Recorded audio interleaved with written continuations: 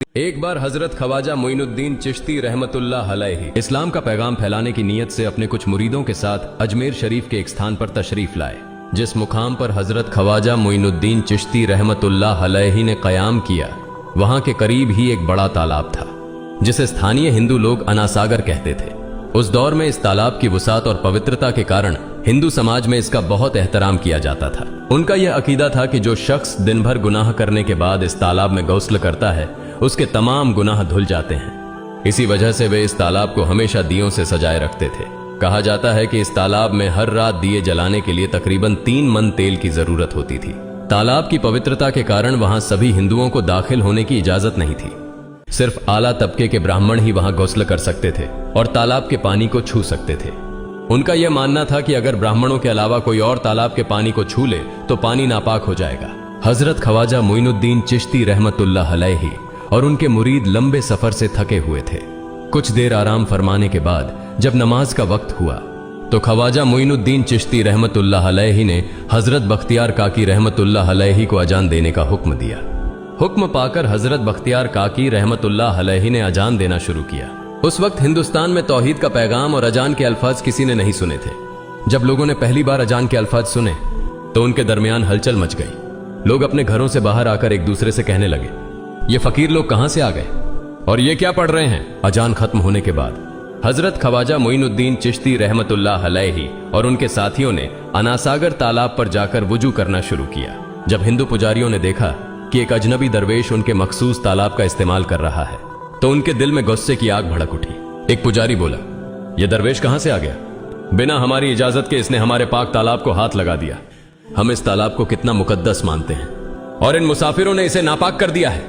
इसका कोई हल निकालना ही होगा। इसके बाद हजरत ख्वाजा मोइनुद्दीन चिश्ती रहमतुल्लाह अलैहि ने तमाम साथियों के साथ मिलकर जमात के साथ नमाज अदा की। लोग ये मंजर देखने लगे और कहने लगे, ये तो कोई अजीब फकीर है। हमारे मंदिरों में सब देवी देवता मौजूद हैं और ये उनकी इबादत न करके किसी नए खुदा की इबादत कर रहा है। अगर मंदिर के बाहर भी कोई खुदा है तो उसे भी मंदिर में रखा जाना चाहिए ताकि लोग उसकी भी पूजा कर सकें। शाम ढलने लगी। शाम होते ही राजा पृथ्वीराज के ऊंटों के चरवाहे अपने ऊंट लेकर उस जगह पहुंचे। इत्तेफाक से हजरत ख्वाजा मोइनुद्दीन चिश्ती रहमतुल्लाह अलैहि उसी जगह पर तशरीफ फरमा थे जहां आमतौर पर राजा के ऊंट आराम किया करते थे। चरवाहों ने देखा कि एक दरवेश का काफिला उनके मुकाम पर आकर बैठा है। उन्होंने हजरत ख्वाजा मोइनुद्दीन चिश्ती रहमतुल्लाह अलैहि और उनके साथियों से कहा, अरे फकीर बाबा, आप कहां से तशरीफ लाए हैं और यहां आकर बैठ गए? क्या आपको मालूम नहीं कि यहां रोजाना राजा पृथ्वीराज के ऊंट आराम फरमाते हैं?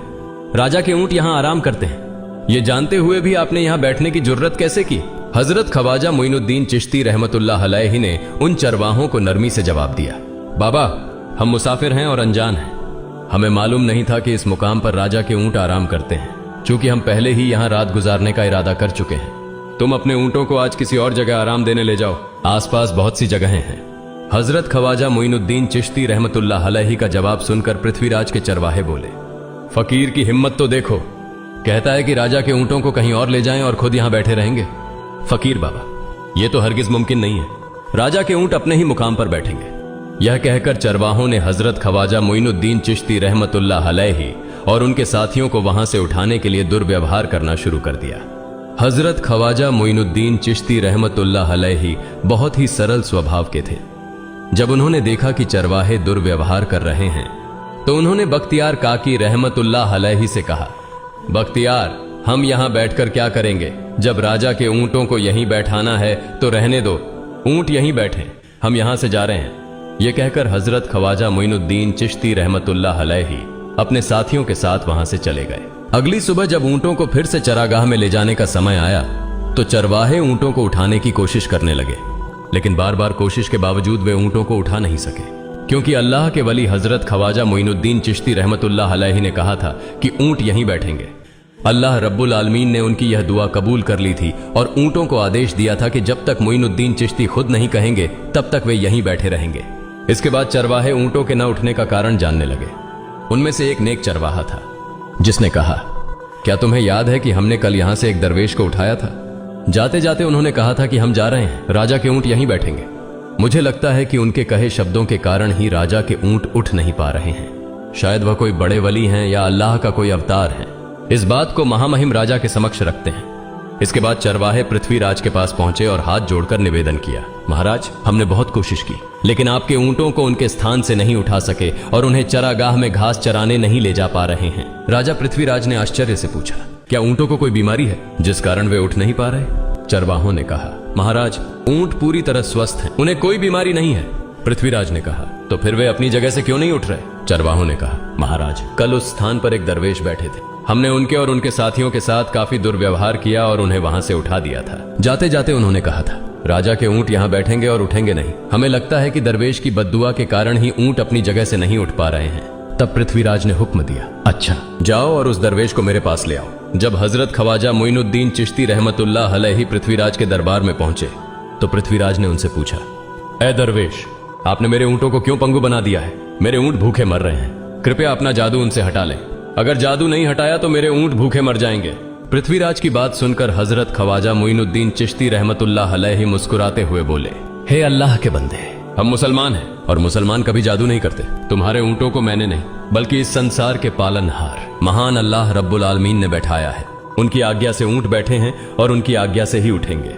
लेकिन मैं उस सर्वशक्तिमान से प्रार्थना कर सकता हूं कि वह तुम्हारे ऊंटों को उठने की अनुमति दे। इसके बाद हजरत ख्वाजा मोइनुद्दीन चिश्ती रहमतुल्लाह अलैहि ने अल्लाह से दुआ की, हे अल्लाह, इन ऊंटों को उनकी जगह से उठने की तौफीक दें।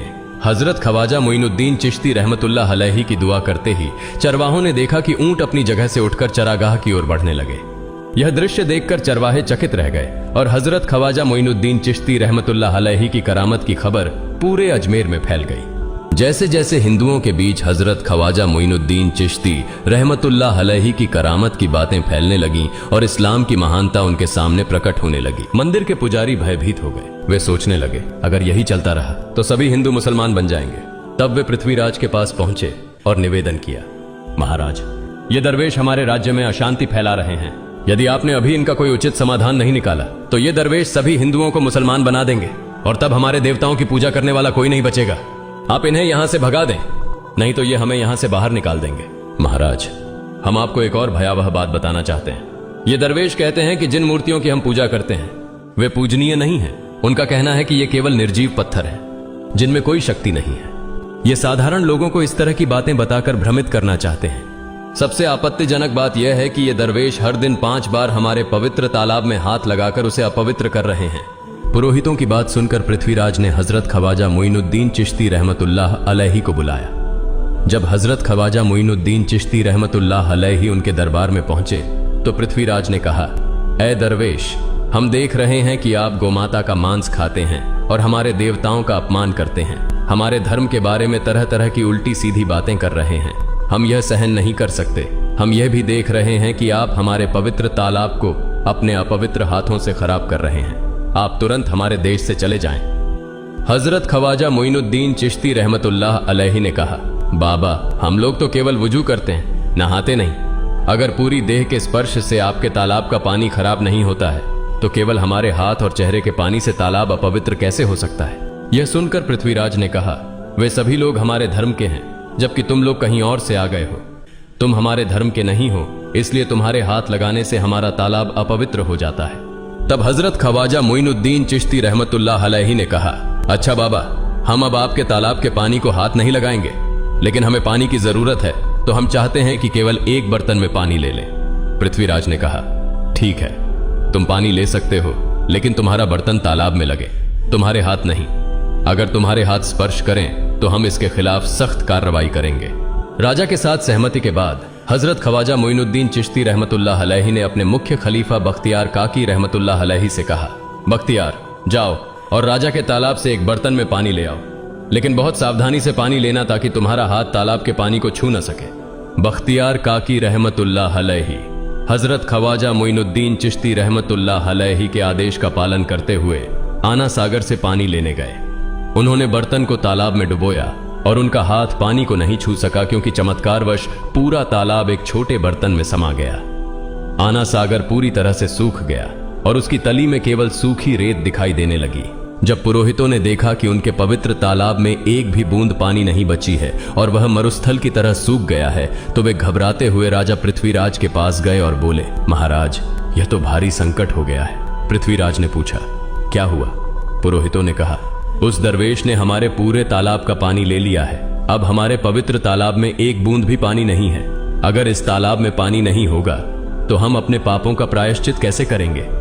दूर दूर से हजारों हिंदू लोग इस तालाब में स्नान करने आते हैं ताकि वे अपने पाप धो सकें। अगर पानी नहीं रहेगा तो वे यहां आना बंद कर देंगे, जिससे हमारा बड़ा नुकसान होगा और अजमेर की मान मर्यादा मिट्टी में मिल जाएगी। पृथ्वीराज गहरे विचार में पड़ गए। वे हजरत ख्वाजा मोइनुद्दीन चिश्ती रहमतुल्लाह अलैहि के खिलाफ कोई कठोर कदम उठाने से झिझक रहे थे, क्योंकि उन्हें आशंका थी कि अगर उन्होंने दरवेश के खिलाफ सैनिक भेजे और दरवेश ने सैनिकों पर भी जादू कर दिया तो उनकी परेशानी और बढ़ जाएगी। इसलिए उन्होंने कहा, तुम लोग जाओ और उस दरवेश को मेरे पास बुलाकर लाओ। मैं देखता हूं कि वह क्या चाहता है। अगर उसकी मांग उचित होगी तो हम उसे मान लेंगे, और यदि उचित नहीं हुई तो हम माफी मांगकर अपना तालाब का पानी वापस ले लेंगे। जब हजरत ख्वाजा मोइनुद्दीन चिश्ती रहमतुल्लाह अलैहि पृथ्वीराज के दरबार में पहुंचे तो पृथ्वीराज ने कहा, ऐ बाबा, आपने हमारे तालाब का सारा पानी ले लिया है। हम अपने पापों का प्रायश्चित कैसे करेंगे? पूरे दिन के पाप हम इस तालाब में स्नान करके धोते हैं। अगर तालाब में पानी नहीं होगा तो हम अपने पाप कैसे धोएंगे? हजरत ख्वाजा मोइनुद्दीन चिश्ती रहमतुल्लाह अलैहि ने उत्तर दिया, देखो बाबा, तुम्हारे पास आना सागर है, पर दुनिया के हर कोने में ऐसा तालाब नहीं है, तो क्या वे लोग अपने पाप कैसे धोएंगे? पापों को धोने की ताकत इस तालाब के पानी में नहीं है। पापों को माफ करने वाला केवल अल्लाह है, जिसने आकाश, धरती और पूरी सृष्टि बनाई है। उसकी इजाजत के बिना एक पत्ता भी नहीं हिलता। इसलिए मैं तुम्हें इस भ्रम को छोड़कर सही राह पर आने की दावत देता हूं। वहां मौजूद हजारों हिंदू हजरत ख्वाजा मोइनुद्दीन चिश्ती रहमतुल्लाह अलैहि की बातें मंत्रमुग्ध होकर सुन रहे थे। इसके बाद उन्होंने कहा, जाओ बख्तियार, जिस बर्तन में तुमने तालाब का पानी लिया था उसे वापस तालाब में डालाओ। बख्तियार काकी रहमतुल्लाह अलैहि हजरत ख्वाजा मोइनुद्दीन चिश्ती रहमतुल्लाह अलैहि के हुक्म से आना सागर में बर्तन का पानी डालने गए। जैसे ही बर्तन का पानी तालाब में डाला, आना सागर फिर से पानी से लबालब भर गया। इस चमत्कार को देखकर वहां मौजूद कई हिंदुओं ने कलमा पढ़कर इस्लाम कबूल कर लिया। यह देखकर हिंदू पुरोहितों और पंडितों की चिंता बढ़ गई। वे पृथ्वीराज के पास गए और बोले, महाराज, यदि अब कोई उपाय नहीं किया गया तो सारे हिंदू मुसलमान हो जाएंगे। पृथ्वीराज ने कहा, मुझे सलाह दो, इस दरवेश का मुकाबला कैसे किया जा सकता है? पुरोहितों ने कहा, यह दरवेश एक बड़ा जादूगर है, इसलिए इसका मुकाबला भी जादू से करना होगा। हमारे बीच एक बड़े पुरोहित और जादूगर रामदेव हैं, उन्हें इसके मुकाबले में भेजें। अगर वह जादू से इसे हरा सके तो हम अपने हिंदू धर्म का गौरव फिर से प्राप्त कर सकेंगे। पृथ्वीराज ने रामदेव को बुलाकर कहा, रामदेव, मैं तुम्हें इस दरवेश को जादू से हराने की जिम्मेदारी दे रहा हूं। अगर तुम उसे हरा सके तो हम अपने धर्म का गौरव फिर से पा सकेंगे। रामदेव ने पृथ्वीराज को आश्वस्त करते हुए कहा, महाराज, आप चिंता न करें, इस दरवेश को हराना मेरे लिए बहुत आसान है। मैं आपके समक्ष हमारे धर्म का गौरव वापस लाकर रहूंगा। इसके बाद रामदेव अपने साथियों के साथ हजरत ख्वाजा मोइनुद्दीन चिश्ती रहमतुल्लाह अलैहि के सामने मुकाबले के लिए पहुंचा। उसने कहा, मोइनुद्दीन, अगर तुम में ताकत है तो मुझसे जादू का मुकाबला करो। मैंने तुम जैसे बहुत से जादूगरों को हराया है, तुम्हें हराना तो मेरे लिए साधारण बात है। हजरत ख्वाजा मोइनुद्दीन चिश्ती रहमतुल्लाह अलैहि ने उसकी बातों का कोई जवाब नहीं दिया। रामदेव ने देखा कि हजरत ख्वाजा मोइनुद्दीन चुप हैं, तो उसने गाली गलौज करना शुरू कर दिया। जब रामदेव अपनी हदें पार कर गया तो हजरत ख्वाजा मोइनुद्दीन ने उसकी आंखों में देखते हुए कहा, रामदेव, तू चिल्ला रहा है, लेकिन मैं तेरे माथे पर ईमान की रोशनी देख रहा हूं। हजरत ख्वाजा मोइनुद्दीन चिश्ती रहमतुल्लाह अलैहि की यह बात सुनते ही रामदेव कांपने लगा, और उसी क्षण अल्लाह रब्बुल आलमीन ने उसके दिल में ईमान की रोशनी डाल दी।